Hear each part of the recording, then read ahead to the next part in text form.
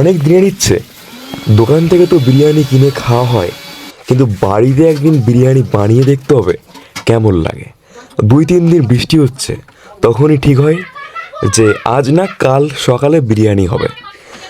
সেই মতোই বাজার থেকে সব কেনাকাটা করে দেখতে পাচ্ছ সব রেডি হয়ে গেছে প্রায়। এবার রেডি হচ্ছে রান্নার জন্য।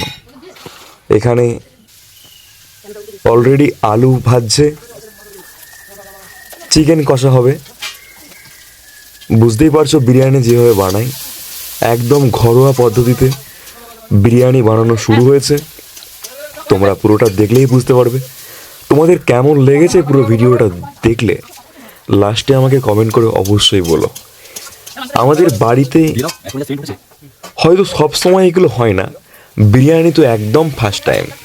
যদি তোমাদের ভিডিওটা সত্যি ভালো লাগে তাহলে চেষ্টা করব, যদি আমাদের বাড়িতে আর কোনোদিন কোনো রান্না কিছু হয় এইরকম টাইপের বা আরও অন্যান্য কিছু, তখন তোমাদের সঙ্গে শেয়ার করতে আনন্দ লাগবে। তো তাই প্লিজ ভিডিওটা পুরোটা দেখো আর লাস্টে আমায় বলো যে ভিডিওটা কেমন হয়েছে। আর আমি অবশ্যই তোমাদেরকে লাস্ট একদম রিভিউ দেব যে আজকের বাড়ির লোক বিরিয়ানিটা কেমন বানিয়েছিল, সেটা খেয়ে তোমাদের রিভিউ অবশ্যই দেব। যেমন দোকানে বিরিয়ানি খেয়ে বা অন্যান্য কিছু খেয়ে তোমাদেরকে বলি কেমন বানিয়েছে ওরা, আজকে বাড়িতে কেন ছাড়বো। আমি একজন ব্লগার, তাই আজকে বাড়িতে কেমন বানিয়েছে সেটাও তোমাদের একদম খাবো আর একদম জেনুইনলি রিভিউ দেব যে কেমন বানিয়েছে আজ, ঠিক আছে না কোনো অসুবিধা আছে বা আরও কি হলে ভালো হতো। তো চলো তোমরা ভিডিওটা ভালো করে দেখো।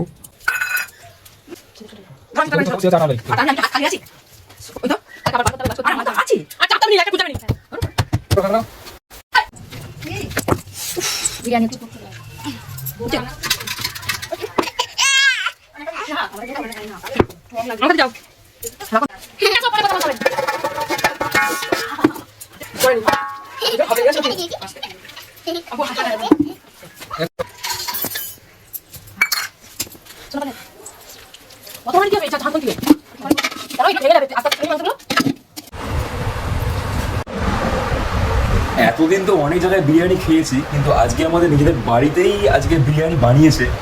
তো বিরিয়ানি খাচ্ছি, তোমায় খেয়ে বলছি কেমন লাগছে বিরিয়ানিটা। ওয়েট করো।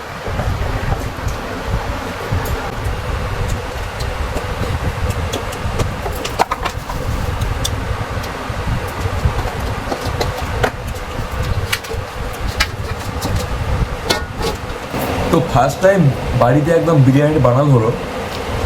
তো বিরিয়ানিটা বানিয়েছে খুব ভালো, আলুটাও খুব সফটনেস আছে, কিন্তু সব থেকে বড় কথা হচ্ছে কি চিকেনটা মানে একটু হালকা গ্রেভি হলে আরও বেশ ভালো লাগতো। গ্রেভির জন্যে একটু চিকেনটা টাইট হয়ে গেছে। কাকু যে বলো না যে ঝরে ঝরে পড়ছে, ওরকম ঠিক ঝরে ঝরে পড়ছে না। সেদ্ধটা সবই ঠিক আছে, কিন্তু একটু গ্রেভি হলে আরও বেশ খেতে সুন্দর লাগবে। না হলে ভালো হয়েছে, খুব ভালো বানিয়েছে। চাপড়ি ফার্স্ট টাইম বানিয়েছে, নেক্সট টাইম এর থেকে কারণ ভালো হবে। তো ওকে বাই, পরে আবার দেখা হচ্ছে ভিডিওতে।